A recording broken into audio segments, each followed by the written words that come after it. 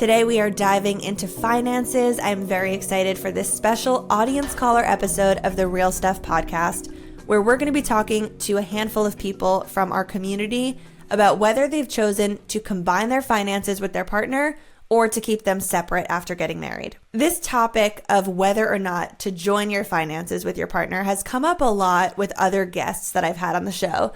And from the comments, it seems that people are really fascinated by this decision. Personally, I love hearing about other couples, how they choose to do things. I know a lot of my followers are either at the marriage stage in their life or they're approaching that stage. They're deciding with their partner what they want to do. So hopefully listening to some other people and the choices that they've made will be insightful for you. If not, I hope it's just generally interesting and voyeuristic to get a glimpse into other people's lives. And I did feel like before going into this episode and just diving into our first audience caller, I think it's useful for me to set up with you guys what Michael and I have done with our finances. First and foremost, we did not sign a prenup. And you can listen back to my episode with Lindsay Metzelar to hear what some of my thoughts were about a prenup around the time we got married. Today, I think very highly of prenups. I think a prenup is a great idea. It doesn't need to be because you think you're going to get divorced with someone the way the media has sort of portrayed it. But if I go back to when I first got married to Michael, I did think kind of negatively about prenups. I did think it was sort of like a bummer way to start a marriage. And also the two of us, it just wasn't something that either of us felt we wanted or needed. So we did not sign one. We instead just sort of immediately considered everything that either of us had and was currently bringing in to be joint finances. We each at the time had our own separate checking and savings account, and that was where all of our income from our unique jobs was coming from. So Lucie Fink Media was paying Lucie Fink Personal into her checking account. Michael's job was going into his checking account. We each also had our own other separate accounts, things like our 401ks, different investments in the markets. And we just kind of had a lot of things in a lot of places. Pretty much immediately, Michael renamed his checking account as our family's checking account and his savings account as our family's savings account. And theoretically, what I was going to do was like send all of the cash in my checking account and my savings account to that joint account and then close down my own checking account. But I didn't do it at the time, and I still haven't done that to this day. And the reason is because as a content creator with this weird job that I have, the way that I get paid for things kind of comes from all over the place. So yes, my business pays me a salary to that checking account, and I could easily reroute where the salary is paid out to. But as a creator, when you are paid by brands in a variety of ways and things are just kind of linked to your checking account all over the place, I was really nervous that if I just deleted my checking account and closed it down, that there were going to be payments from various pockets of my career that I just was going to not get, and that people were going to try to pay me and the account was going to be closed. Already after getting married, I changed my last name legally. I changed all the details on my passport. I had to change who the owner of my own business was to my new married name.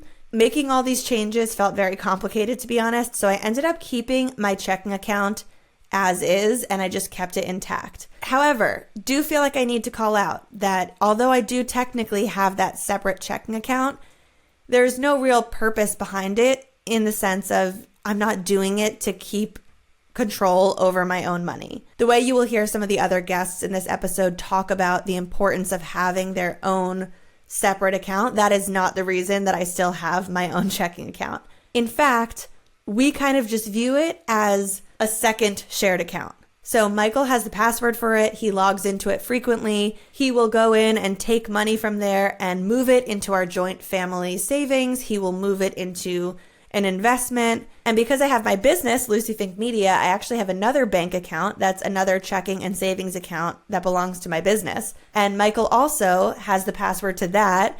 He logs into that, and every month he funnels money from my business around to different needs in our family. And just to give you an example, if either of us wants to pay off a credit card, we will kind of pull the funds to pay off that card from whichever checking account has enough cash in it at the moment to cover the card. So Michael, being a very organized person, he has created this family finances spreadsheet for us, and it basically pulls together everything that the two of us have together.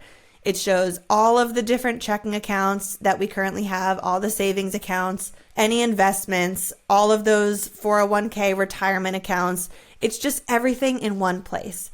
And there's like a bottom line number that shows our joint family's net worth. And we track over every quarter how that's changing based on the expenses we have in life and the incomes that we're making. When we go out to dinner as a couple, if one of us is driving and we get gas, if we're buying clothes and we put down a credit card, it's all ultimately coming from the same pool of money. And that's just what we've chosen to do. It's working really well for us, and we consider everything joint. So I asked some audience members who were listeners of the show to let me know what they've chosen to do with their finances with their partner. And I heard from a lot of people. And I want to point out that this sample size of people is not a representation of the larger population. So for example, almost everyone we heard from who told us that they keep things separate with their partner happened to come from divorced parents who had very ugly divorces with finances, as you will see. Also, I think almost everyone that wrote to us that they keep things separate does not have children. I just want to point out here, with all these things, correlation doesn't equal causation. This is a small set of people. I'm sure there are many people in the world who keep things separate, who don't come from divorced parents, or who keep things separate, who do have kids. So take these stories with a grain of salt, knowing these are just snippets of personal lives within our community. But it is fascinating to hear, and I personally love getting a look inside things like this. I also want to say, whenever I do these audience caller episodes, it's really hard for me to intentionally curate a diverse crowd of people, because I can really only pull from the people who write to me. So for this episode, I do think it would have been nice for me to feature a same-sex couple, or people that live in other places in the world, different races, different backgrounds and religions and different reasons for things. But I really can only pull from the emails that come in to the show. So that's why talking about the show and sharing it and getting the word out will help, because I think the more people that listen to the show, the more people that apply to be guests on the show, the more of a worldly picture we will have here as listeners. And now let's dive in with caller number 1. And I'm going to do a little setup for each caller. So this first caller is Megan. She is 32 years old. Her husband is 29 years old. And the two of them have chosen to keep their finances separate. They've been married for 4 years. Their joint income is about $115,000 a year. About 60% of that comes from her husband's salary and 40% comes from hers. They don't have kids, but they do have pets. So let's dive in and hear from Megan. When we first got married, we honestly didn't really have a conversation about it. We didn't really talk about it until we'd been married for probably, a year or so. And I think largely we haven't combined yet because of I have horses and they're expensive. So I think kind of keeping that stuff separate is my husband probably prefers. When you say you didn't talk about it, I assume you're referencing what to do with your finances as a couple.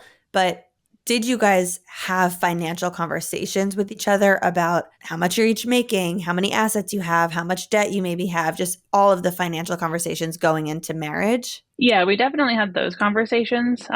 We both know, how much each other makes. That's not something we hide from one another. He knows what debt I have. I know what debt he has. And we kind of help each other tackle those different debts. And we split, household expenses and whatnot as well. But we never talked about, directly we're going to make an account or we're going to throw all our finances in one account. My parents are divorced. They've been divorced since I was 11. My family didn't have a whole lot of money conversations. So talk us through how this actually works with you guys each having your own separate accounts and everything is currently individualized. When you go to the grocery store, when the two of you go out to dinner, how are these decisions made on a case-by-case basis? When I was working, a regular job, and had a bi-weekly paycheck. The weeks I got paid, I would buy groceries, and he had a weekly paycheck. So the off weeks, he would buy the groceries. And now that I'm sort of self-employed, he'll usually buy the groceries, but then I'll send him some money, towards them. Or if I have a really good couple of weeks business-wise, I'll buy the groceries. We don't really track it, I guess. It's not oh, you spent $200 last week, so you have to like, so I'll buy the next one or whatever. It's more like, whichever one of us is in a better position at the moment to do it, we'll just kind of do it. And then the other one will throw them some money, or we won't if we are kind of in a tight spot. And then as far as like other expenses, I cover things like our car insurance. We have a couple trucks and some trailers and whatnot. We split our vehicle payment and we split rent, and then we kind of take turns with utilities. But it's not like I did last month, so you have to do this month. It's more along the lines of like, okay, I have some extra this month, can I help you do, like, do you have any extra credit card stuff you want help with? Or, I'll buy, groceries this week because I have some extra. So when your husband goes to the grocery store on one of those off weeks, or if you're having a slow time, and so he's going to the grocery store and say he spends $100 on groceries, when you say you would throw him some money, in those cases, is it literally like you would Venmo him $50? Yeah, sometimes. Or if I only have like, $30 to throw him, I'll do that. Or if, he spent $100 and I have 75, I'll give him that. But we try to split stuff evenly. So now can you explain to me, because from my standpoint, in a relationship where both of our paychecks ultimately end up funneled into the same spot and we both have a credit card that's linked to the same account that's being paid off in the same way, I can't understand a situation where it would make any financial sense for us, or just make any logistical sense for us to be adding that extra step of, okay, you pay, tell me how much I owe you, I'll send it to you. Is there a reason why you're sticking to this and continuing to do it this way? Or is it more of a, we haven't gotten around to putting everything in the same pool yet? I think it's more of a, we just haven't gotten around to doing it. I honestly, like, we've talked about it, like, oh, we should open up an account for like our house stuff, but I don't think that we would ever completely go all in, like all of our money goes to the same place. I know I at least would always have a separate account for my horses, just because those are expensive. I don't expect him to help me pay for them. So we haven't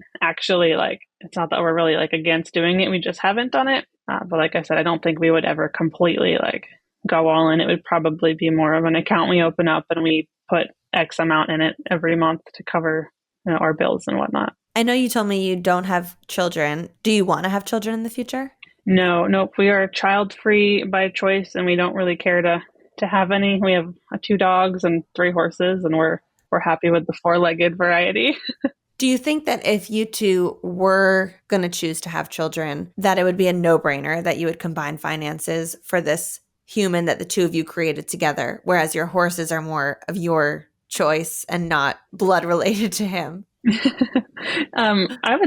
Probably. I would think that would make the most sense, because I feel like I don't have kids. My sister does. And I feel like they're expensive and need things frequently. So I feel like that would make a lot of sense if we were in that situation. Do you guys have an amount that you've set as a team that is like, if we're ever out and about and we want to buy something that goes past this amount, we need to talk before the other person just does it? Or no, because it's your money and he's got his, and you could just make those decisions yourself? If it's going to be something we're buying together, we definitely talk about it. But if I'm out and, I know we need like a new microwave or whatever, and I find one and it works and it's a good price, I'll just buy it.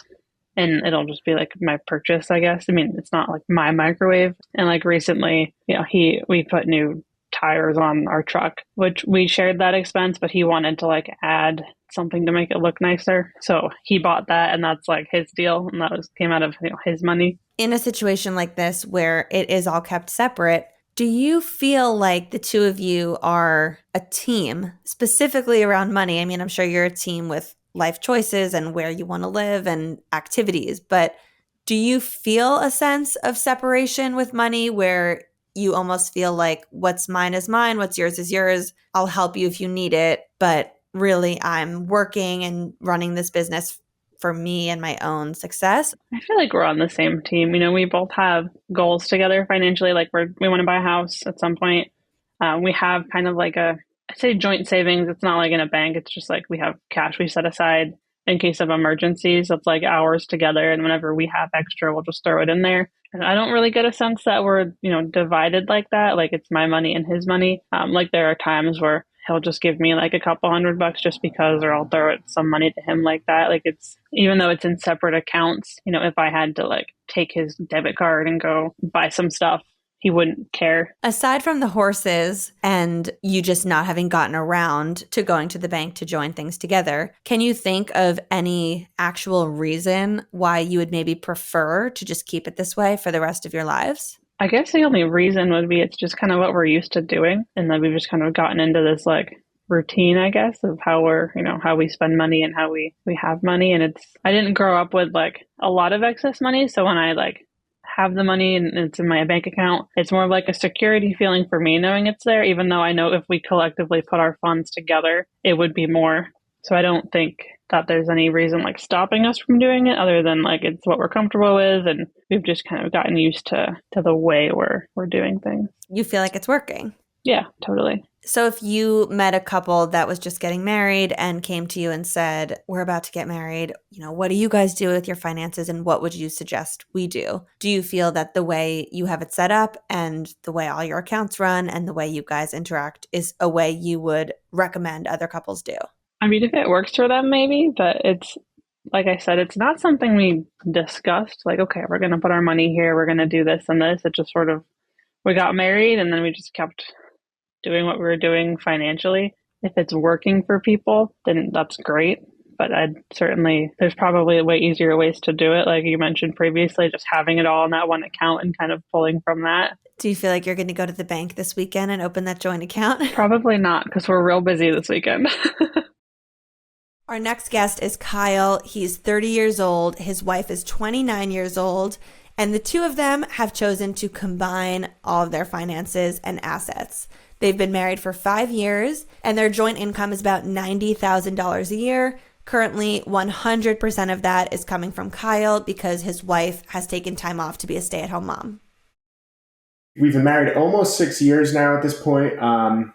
So we're not one of these, super long-term marriages yet, but, have a couple years under our belt. Immediately decided to combine our finances. I don't know where that initially stemmed from, probably my parents and her parents, but we just both knew that was the right option for us. And it just works great. And I totally urge everyone, my friends and family who also are getting married, that I just think it's like the best option for many reasons. It's something I'm passionate about, and it totally works for us. I think it, eliminates a lot of complexities in budgeting and who could spend for what and how much and stuff like that. But at the end of the day, I think it really boils down to believing that marriage is supposed to be one entity. Like when you get married, you're becoming one. Like that's really at the end of the day, and not even from a religious standpoint. So regardless on how religious you are, I just believe that it really like reinforces the concept of teamwork and viewing a marriage as you're coming together as one, and it's no longer about like me and my wife. It's just like us. So it sounds like on both sides of your family, with both sets of your parents, everything was combined, correct? Yeah. Yep. It also sounds like both of those experiences were, and to this day are, very positive outcomes. Yeah. Oh yeah. Yep. What were each of your financial situations going into the marriage in terms of if anyone had any debt or, a trust fund or anything like that? Sure. So we both had minimal savings. We both like graduated college at about the same time. So, and we both worked through college, but, so in terms of like just the, amount of capital that we had was very low. Assets the same way. The one major difference is that my parents paid for my college and hers didn't. So I have no college debt and she does. My belief in that regard too is that I shouldn't like fault her for that. Like, because again, like I got lucky that I had parents that did contribute to my education and she didn't. So I don't think she should be penalized for that in any way. And hey, like I love this girl, I'm going to marry her. So I really like shouldn't hold that against her. And I'm agreeing to like take that debt on myself as, her husband. We both had, entry level jobs right out of college. So it was very similar for a few years, and now it's different, which I can get into. Are you open to sharing your guys' current salaries or the ranges that you're in now?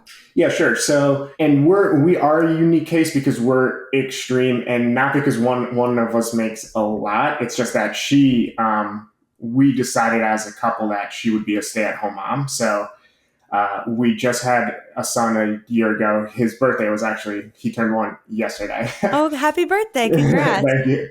So, childcare costs are crazy right now and stuff. So, and we always believed that it was best for him to be raised by us rather than someone else. And that's a whole other topic. But we made that choice as a couple. So now her income is zero. And mine, I have my salary is just a base, 86K, and then so it's nothing crazy. But with her having zero and me, making the income for the family, again, the combined finances, like it wouldn't work if we had separate finances. And I think it helps reinforce the idea that like we're recognizing her contribution to the family for childcare, where it's not like an income producing contribution to the family, but it's, the most valuable thing you can do is to be a mom. Before she took that time off, before having your son, what was her salary that she was bringing in? It was lower, but mine was lower too. She was around like 45. She worked at a nonprofit.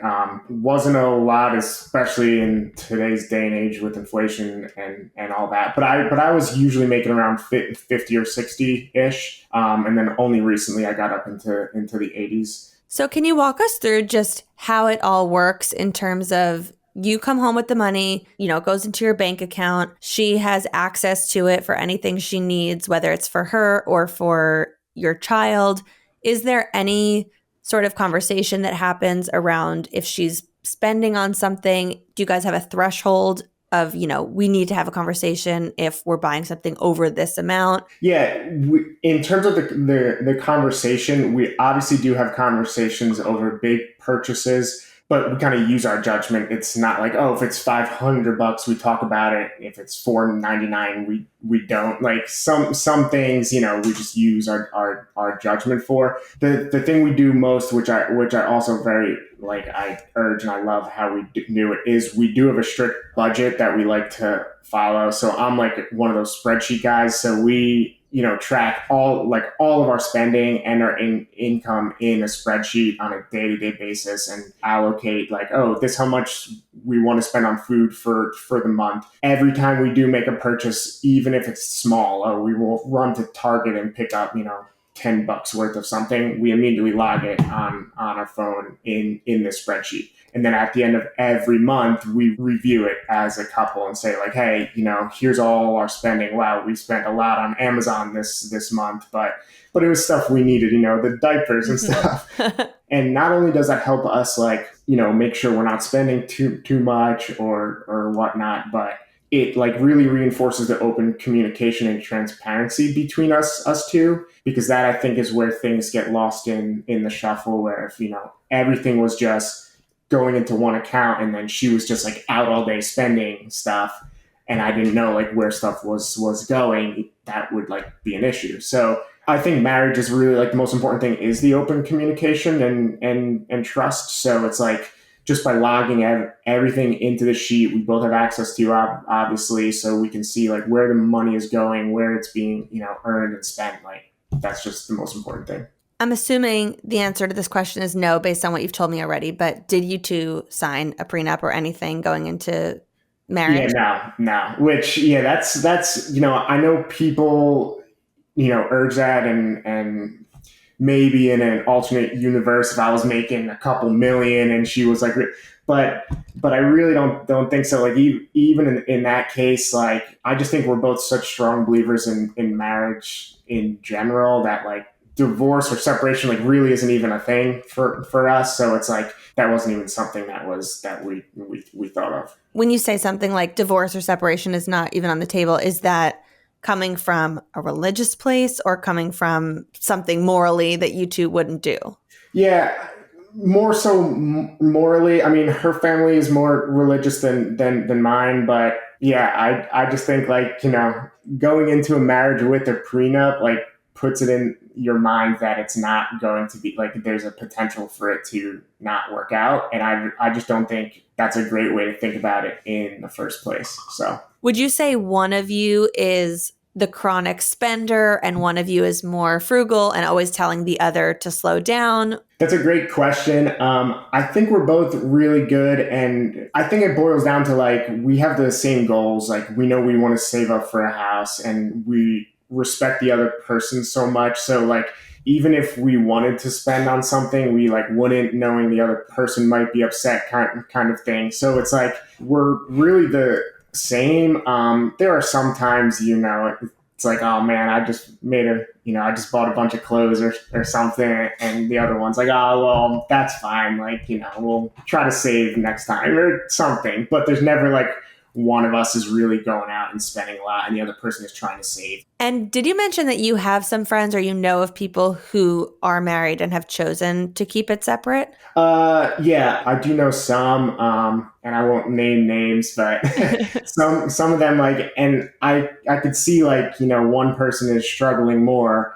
I always think it's unfair. Like, if this person is more in charge of the kids or something, or a lot of times it gets split into like the gender roles, like, oh, well, the woman has to buy the groceries because she's cooking. It's like, well then does the husband, feel resentment? Like if the husband wants a really expensive steak or something, then she has to buy it because she's the one that's cooking. Like, I just think it complicates things way too much.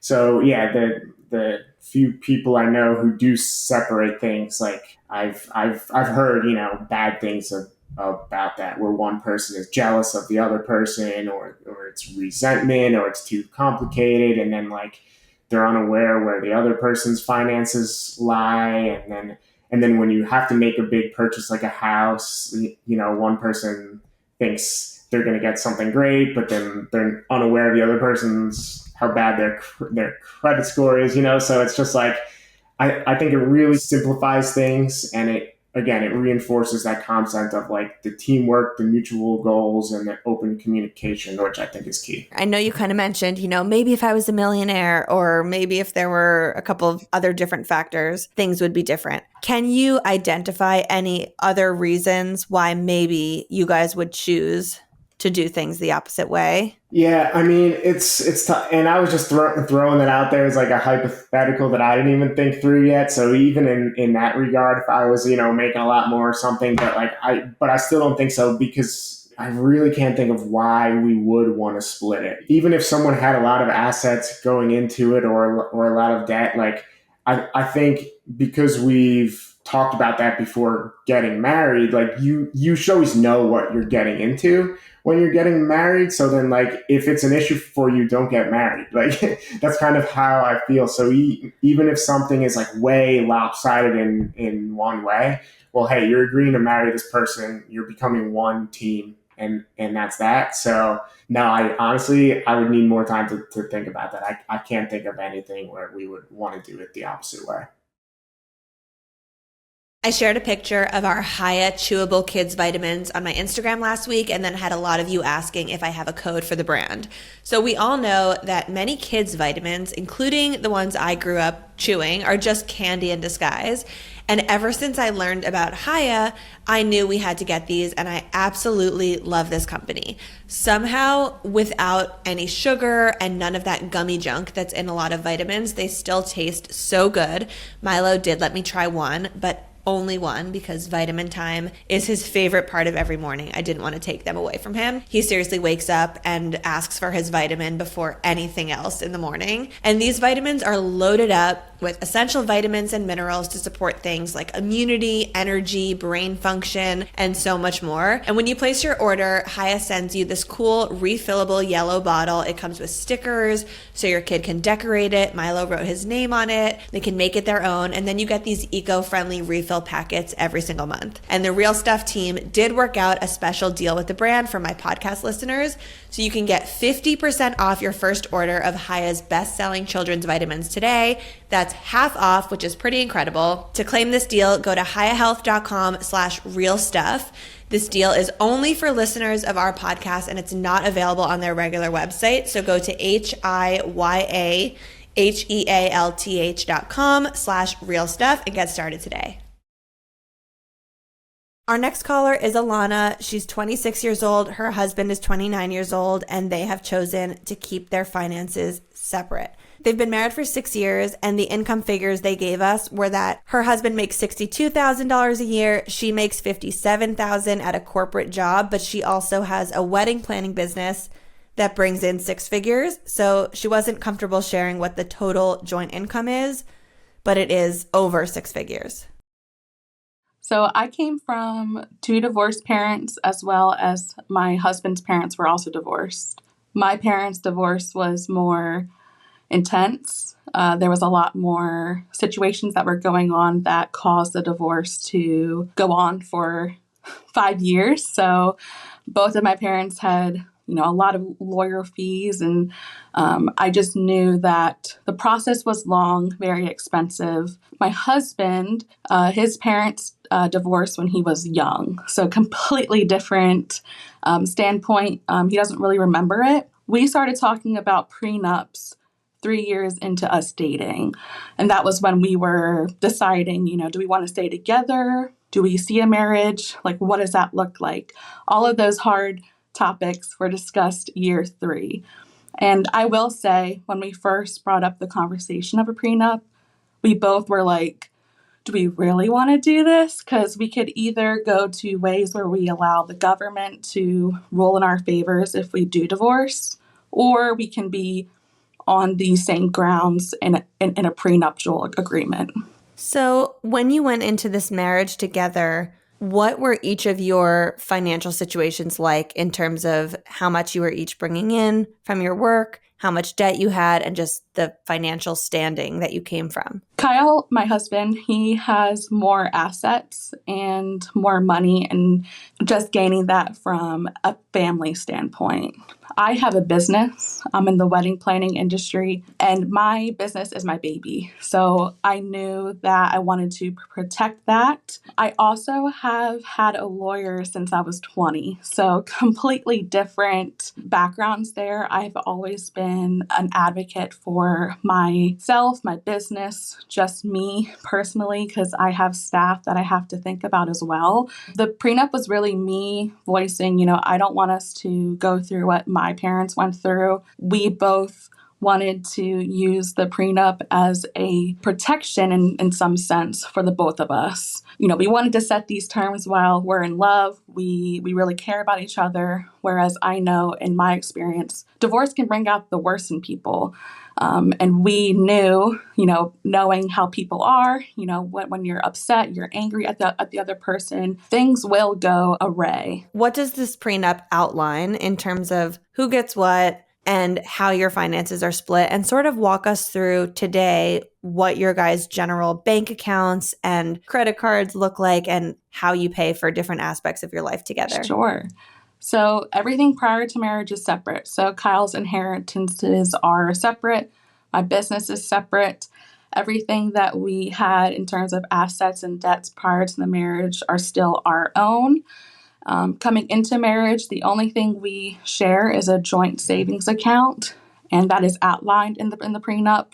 So that is for household expenses. If a washer machine breaks or a dryer breaks, if we need to get something done to the house, then that's where we pull from our joint savings account. We do not pay for anyone's credit cards. Everything that we spend is really on our own. How does it all work with grocery runs, going out to dinner, if you wanted to run to the store and buy an article of clothing? Yeah, so since we keep, all of our money coming in from our daily jobs, since that's separate, we really don't fight on that because we're both making our own money. We both spend what we do have. If he buys dinner on Saturday and then we go out to brunch on Sunday, then I will then pick up the bill. Do you feel like watching your parents go through this, and especially because your husband comes from divorced parents as well, When you guys went into your marriage, did you feel more of a sense of divorce is highly possible? And it just makes me wonder, because I really think the background you come from does play a big part in how you feel going into a marriage. And just for contrast, both Michael and my parents are still married to each other. But I do feel like I could understand if my parents were divorced and his parents were divorced, how it would just feel kind of more like this is definitely a possibility and we've got to plan for this. Yeah, so it's funny you bring that, because I was thinking about that today as I was preparing for the call. Like, how do I word that? Or because it's so true. So what I'll say is my husband and I, we have a saying in our marriage that divorce is not an option. Yet we still went ahead and did a prenup. We are under the impression that this marriage is one marriage for life, and it is what it is. But I also have to protect myself and him. I didn't want to take any of his funds, because that wasn't anything that I brought into the marriage. My business wasn't anything he worked on. I spent hours on my business, working, into nights, building this amazing team that I have. And I will say, do I think that if I didn't go through watching my parents have a ugly divorce, would that have made me not get a prenup? I don't have an answer for you, because it's hard for me, because I have a business that I think of daily, and him, same thing. My feelings towards his earnings and his inheritances still aren't mine, and I still don't feel right taking those. But again, divorce isn't an option, but we also know that it will happen. Like it could happen. Currently, right now, I have two people in my life that were married, and they're maybe 5 years in, and they're both getting a divorce. So as of right now, when you get paid for your work and he gets a paycheck for his work, do those amounts go into your joint savings, or that's what's going to each of your individual checking accounts? So our personal checking from our companies go into our personal checking account, and then I am able to put a specific percentage into our shared joint savings account. So each paycheck, something goes into that. And he does the same? Yes. And have you made it so that that amount that you each contribute to the joint savings is the same percentage of your take-homes, or the same exact amount of dollars? Same percentage of our take-home salary. Was there ever a world where you two thought about the possibility of keeping everything pre-marriage separate, including whatever spot your business was at that point and all the wealth that he maybe has coming for him from his family inheritance, but deciding together that from the day you're married on, it's teamwork, and if your business blows up after you guys are married, or if he gets an insane job and you guys are now on this journey together, that you will pool all the post-marriage joint assets and still keep the early stuff separate, just to not tangle it up? We did think about that. And at the end of the day, we just felt better having our prenup outlining our feelings. Because I will say the biggest thing here is I did not, and he did not, we both did not want the court to make rulings not in any of our favors. That's the biggest thing here. So with the prenup, we knew that the court, a judge, wouldn't be able to overrule anything in our prenup besides children, because we did not outline that. So let's talk about kids. You don't currently have kids, but is that a possibility for you guys in the future? So the reason why we did not include the children in our prenup was because before we got married, we were dead set on being a child-free home. After marriage, feelings can change. Just being closer as one unit, one family, the possibility of having kids is more greater now than it was prior. And also, we just didn't feel like we wanted to make those rulings without kids, because we just didn't have a stance on it. Taking divorce out of it, but if you do end up having kids, how would you guys plan on splitting finances for that? So that's actually a conversation we have not had. I would say, because I have a business, I have higher, spendable income. My feelings would be that I would take care of the childcare. I'm blessed with a job where I can work from home and have a nanny. So that's probably where we would both lean towards instead of going to a traditional childcare route. Because having a home base, having my kids home is very important to me. So I would probably take care of most of the childcare expenses, but when it comes to children's food and, medical expenses, I'm sure at that point we would open a shared joint savings account for the kids. One thing that is interesting is I've heard from a lot of couples who keep finances separate and then they have kids that it does turn out most of the time where if you're in a heterosexual marriage, the wife winds up taking on the childcare costs and a lot of costs associated with the babies. And then the husband takes on more of the fixed costs, like the mortgage if you own a home or utilities, Sure. I don't know, those bills. And sometimes that can cause resentment because the fixed costs tend to stay fixed and the childcare costs, if you have more kids, that's more money for the woman to pay. Absolutely. Yeah, how do you feel about that? For us, we both understand that if there ever was an additional need for us to share an income, we then open another joint savings account for just that. So right now, we share a joint savings account for the house, anything we both need to spend on. So our assumption is if we do bring kids into the picture, we then open a shared joint savings account with the kids involved in that. At this stage in your marriage, do you feel like you guys argue or disagree about monetary things? No, because we talk about it so much. There's really no reason to argue. Given that all of your work money, from your business and his work go into these separate pools, do you feel like the two of you are on the same team in life? Or does it kind of make you feel like what's mine is mine and what's yours is yours? No, we're so on the same team. He is my biggest fan and I'm his biggest fan. He has supported this business before it became what it is now. And because of that, we just love each other because we share the same values, we share the same feelings. And I feel like a prenup honestly brings you closer together because you don't think about these what ifs unless you're thinking about them. I wouldn't have set us up for a good marriage if we didn't have those open-ended conversations with our lawyers, with our church, and also in our personal life, our personal friends and family. They're very aware. For me, witnessing what my mom went through, I knew that I needed to protect me. If I ever needed a way to get out, I have a way to get out. Watching that firsthand, not that it scarred me, but it made me more aware of what the justice system could do. I think that we all can, bring up this conversation with a loving approach. It doesn't have to be so hard or, so dirty or feeling, bad about it.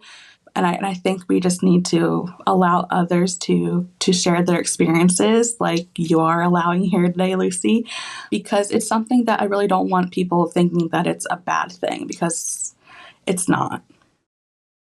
Our next guest, Linda, is 68 years old and her husband is 74. I was so excited to hear from someone in a different age bracket than a lot of our other callers. They've been married for 38 years and they have combined their finances. She did not want to share what their joint income is, but what she did say was that when they were both working full time, they had very similar incomes to one another and they contributed equally. So tell me about your 38-year marriage and what you and your partner have chosen to do with your finances. So when we got married, I remember it was like 2 days before we went to the bank and opened a joint account. We had been living together, but we had separate accounts. And I was raised to be extremely responsible financially. My husband, I noticed, would pay bills like the day before. And that just gave me heart palpitations. So we decided that I would handle the finances. And so we opened a joint account.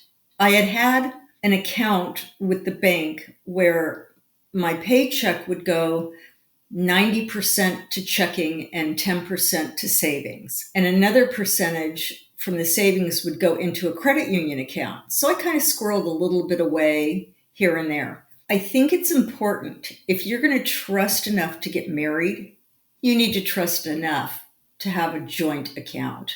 And it's one of those things that you really need to have a conversation about before you get married. You've got to be on the same page, or you're really going to have issues in your marriage. Is this a philosophy that your parents taught you and that you kind of always felt growing up? It's just how they did things.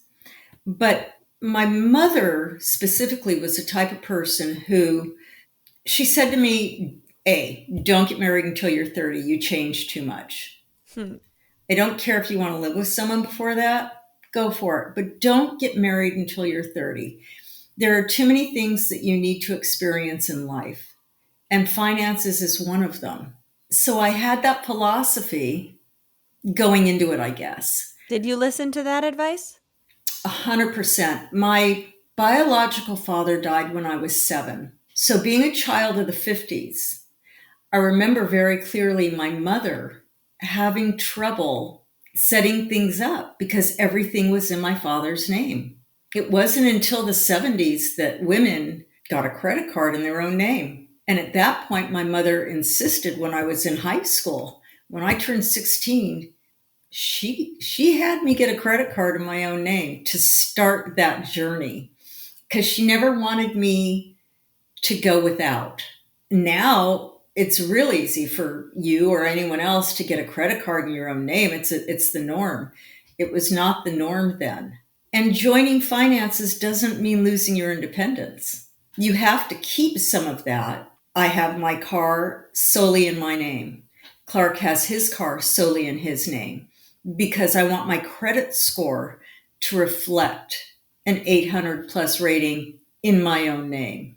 And same for him. So as a couple going into this marriage in your 30s, what did each of your individual finances or salaries look like at that time? At that time, I think we made around the same. I probably had a better credit score than Clark did. He wasn't financially savvy. He paid his bills. He had a savings account, but he didn't use it because he wasn't raised with that mindset.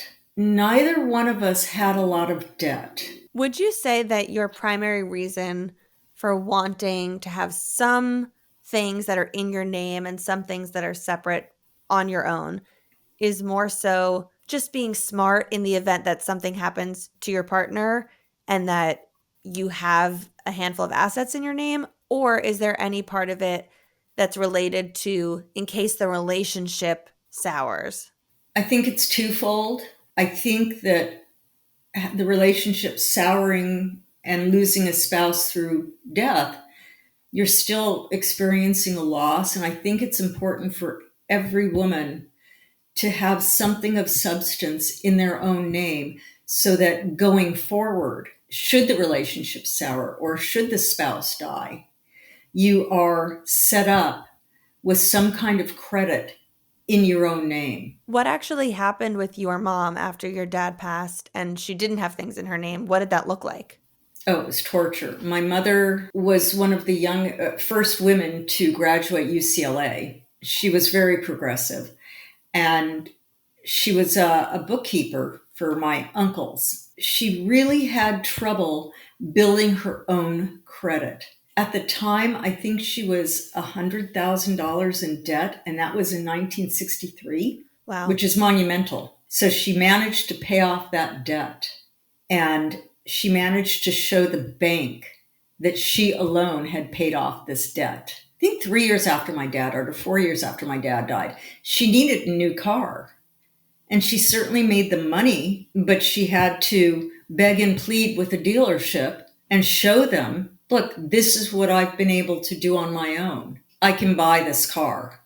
Until finally a dealership gave her a loan. Do you think without what happened to your mom and without having been brought up in that environment where you saw that trauma happening, that you would have grown up feeling so strongly about the need for women to have their own separate accounts? Not even. So Not it really is a even. product of your experience.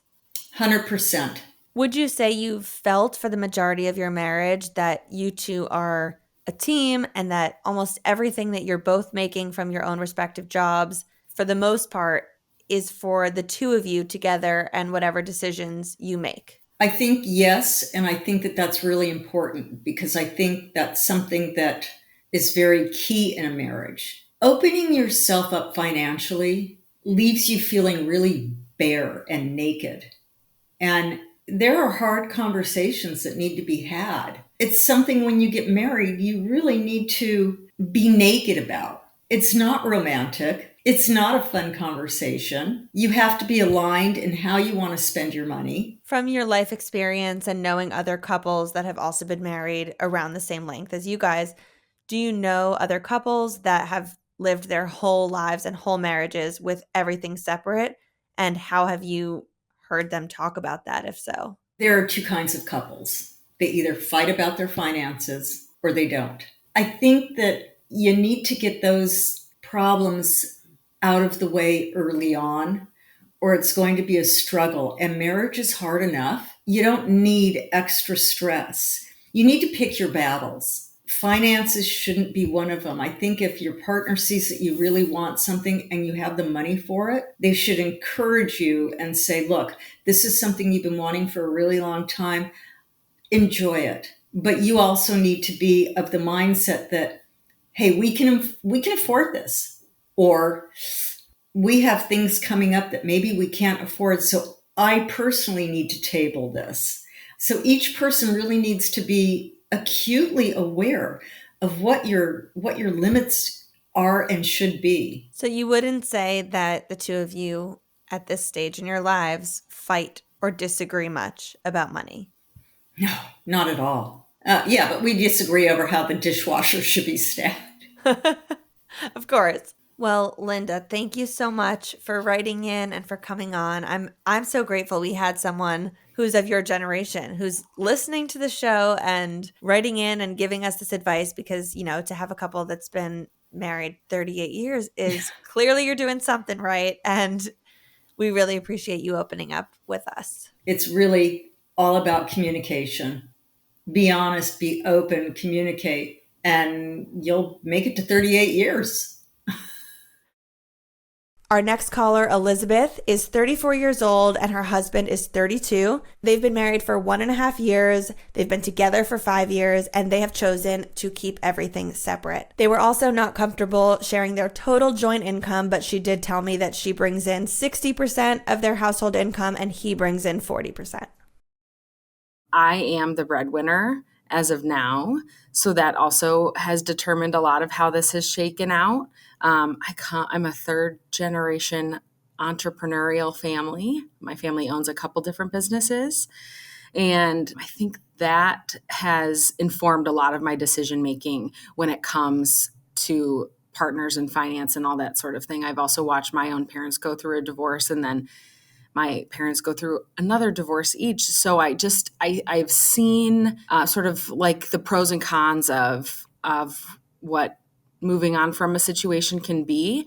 And for me, I feel like my safety and security is rolled up in my finances. I would never hand over my safety and security to anyone, even my husband. He is not making my OB appointments. He's not making my dentist appointments. Like those are things that keep me safe and healthy. And so that's how I categorize this in like that personal safety, security thing.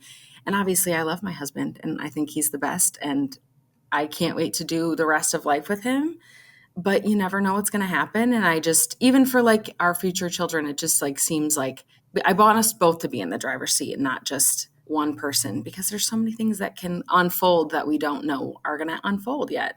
Can we go back to when you first got married? I'm curious what each of your financial situations were coming into the marriage, both in terms of, if you're comfortable sharing, what salaries you were each bringing in at that time, what type of assets or debt or just general financial setup you had. We were both lucky that we weren't entering with a lot of debt. We also, I think he had like a small amount of student loans And I had purchased a house when we had been together for only 9 months. So technically, I purchased our house. He moved in with me immediately. It's been our house since the beginning. I do bring in a fair amount more than him at this time. He's entering a new field and zone. But because of my family and my situation, I was able to enter with more assets. I also have more liabilities because of those businesses. And I think the next house we buy, we will buy together. But yeah, at that point, I wanted to just sort of still be in control. And so, yeah, it's still in my name. And I think that our ratios will be changing here very quickly, which is another interesting dynamic we'll have to work through, as I'm used to being the breadwinner. But yeah, it'll be an interesting space we're moving into next. Got it. And so when he moved in with you into your house that you had purchased, was he sort of paying you rent? So we were splitting everything equally, and it was still a steal for him because it's way less than he would pay rent in an apartment or whatever. And we had already sort of had that feeling that this was in the long term. So we, from the beginning, we're calling it our house, the house. It was never my house. But we split things from the jump, even though, we hadn't even gotten engaged at that point. Do you mean you split the mortgage payment? Yeah, split mortgage. He does some of the bills. I do some of the bills. It kind of comes out in the wash. But yeah, we do split the mortgage payment 50-50. It's interesting because I did hear another couple. I don't know if if that interview will be before yours on the show, but there was someone else who bought a house and it was in their name, and they felt like that meant that they should be the one paying down the mortgage, because then when they ultimately sell the house, that those funds are coming back to solely them. How does he feel knowing that he's paying for this mortgage, but when the house is paid off, is that money going back to your pocket, or is that then going to be joint money in your relationship? I think that anything that goes into the house will be our housing fund. So I brought the initial investment and was able to put down the down payment and get the mortgage and all those things.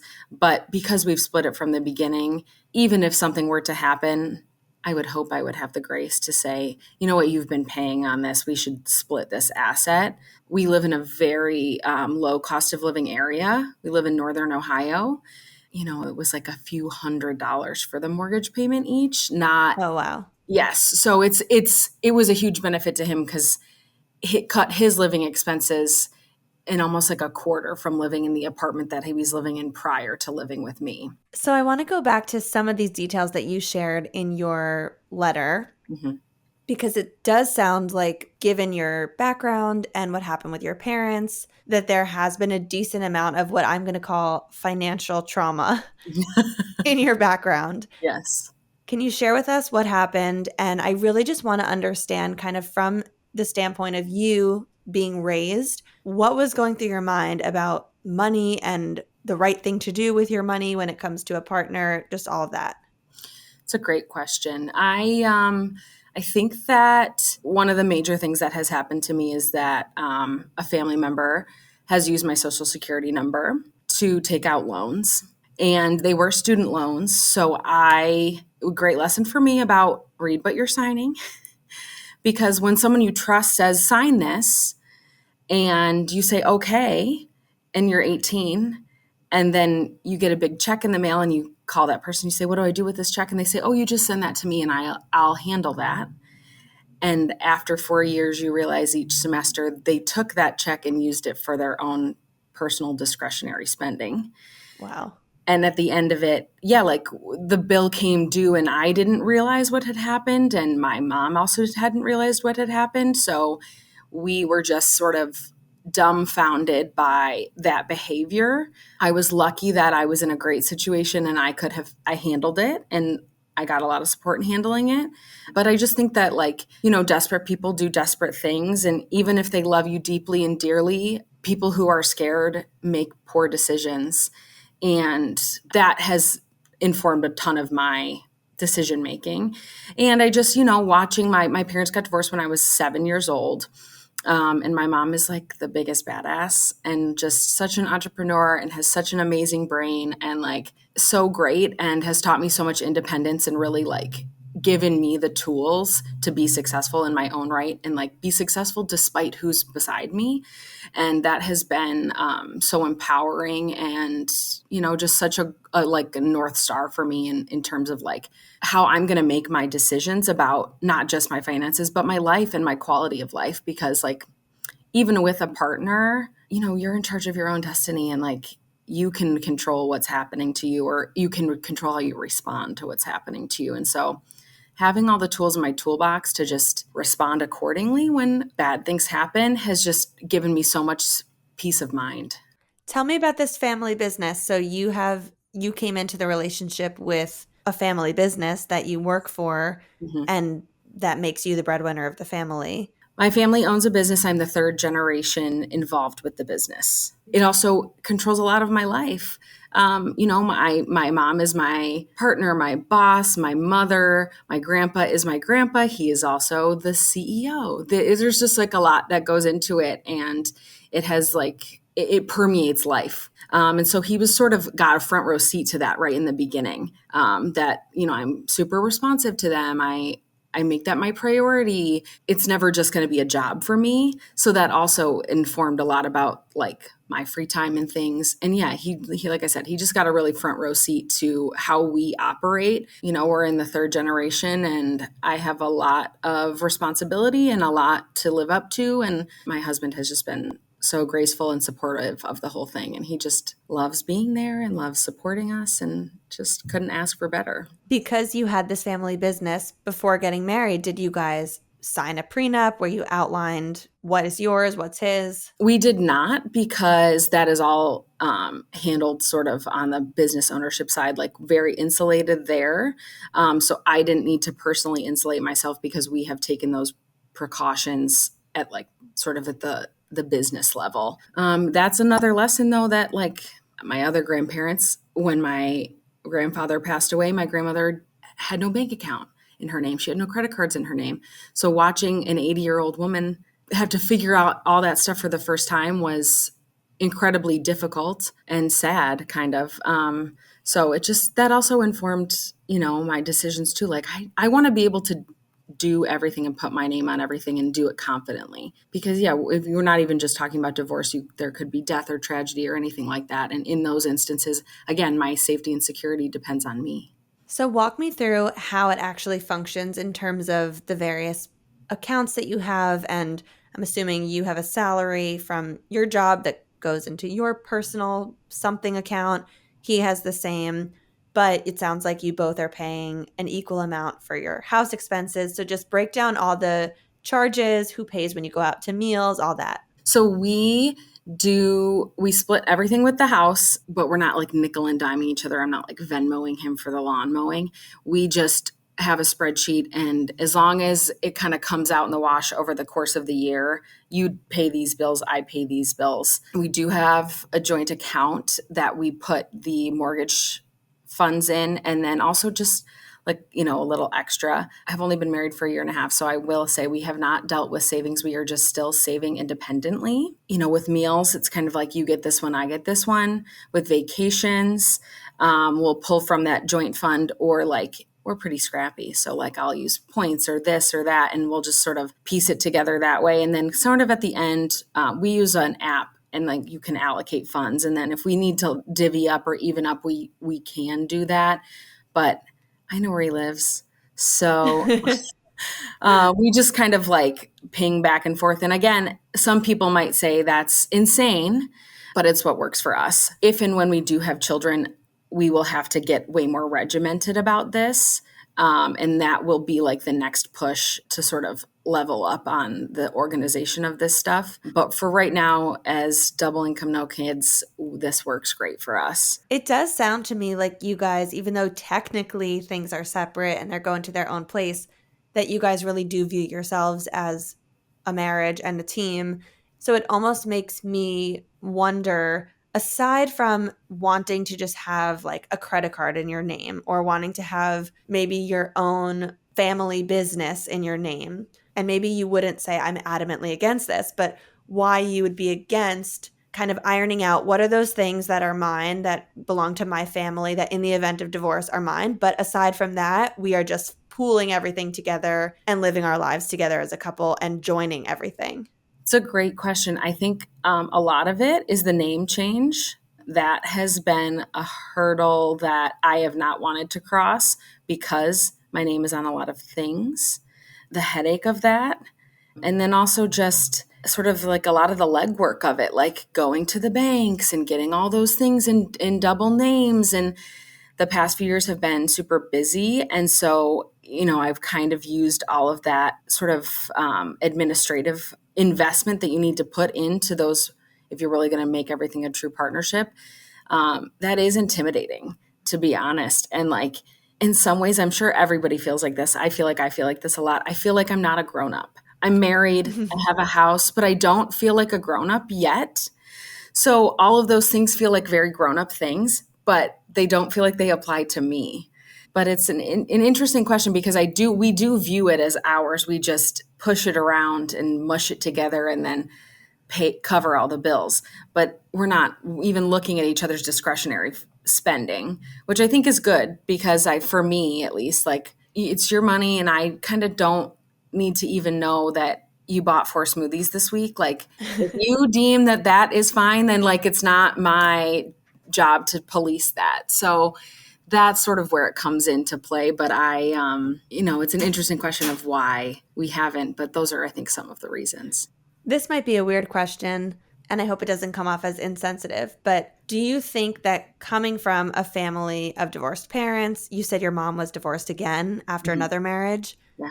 And I'm not sure what your husband's situation was, but do you think that being your experience and you having seen that around you, that your personal threshold for divorce in a marriage that you're in is almost like a lower threshold than someone else might have, in that, like, do you feel like you have a higher chance of being divorced in your own relationship because of what you've seen? It's funny. I think I have a lower chance because I think that I viewed this partnership and this marriage with a lot more weight than I think, I don't even want to speak about my parents, but just generations past have. I'm married because I want to be married. I'm not married because that's what you do. I think if you ask my friends, a lot of them are kind of surprised that I'm married. Like, that is something about me that, like, a lot of people would be like, gosh, I kind of figured like she'd be like long-term partnership forever. And so I feel like I met the right person. And I feel like I truly met my partner, like capital P partner. That is what then led me to marriage, because I wanted to do all those fun and romantic and amazing things to celebrate us. Because of what I've seen and lived through, I think that like I was more sure than other people maybe are when they are entering marriages. And again, I think that's a generational thing that we are now watching unfold. So I would love to see the stats on what the answer actually is in terms of if children of divorced parents are more likely or less likely to get divorced themselves. I would think, based on what you said and my own musings, I would think that it would be you have a lower chance because you went through this and you don't want to repeat that cycle. However, I am finding it interesting that a lot of the people I'm talking to who choose to keep their finances separate feel adamantly that they should keep it separate because they saw this traumatic thing happen with divorce, and it's almost like they want to avoid that traumatic thing ever happening in their marriage, which makes me think they think it's likely that they're going to get divorced, so they're trying to set it all up. But maybe it's just them wanting to put the precautions in place so that in the worst case scenario, which they know is a possibility, they're not screwed. I would say it's totally that. Because like it's like an insurance policy. You never want to have to use it. And when you have it, when you have renter's insurance, you don't really use the renter's insurance. But you have it in the event that something happens. And I think that, maybe as children of divorce, like we just can know what can happen. The unimaginable can happen. But I also know that you can totally survive the unimaginable. In the event of having kids together, could you see yourselves really combining more, maybe not everything from your family business or whatnot, but just combining more of your incomes and earnings and just pooling that all together to spend on the family? Yes. And like right now we're able to be picky, and like we're not even on the same insurance because it's cheaper for us to just each have our own insurances. But like all that will have to change if and when we have kids. So I think that will be the impetus for like a lot of change in this department, children's accounts and that type of thing, because my medical bills won't just be my medical bills. They are our medical bills because we made a person.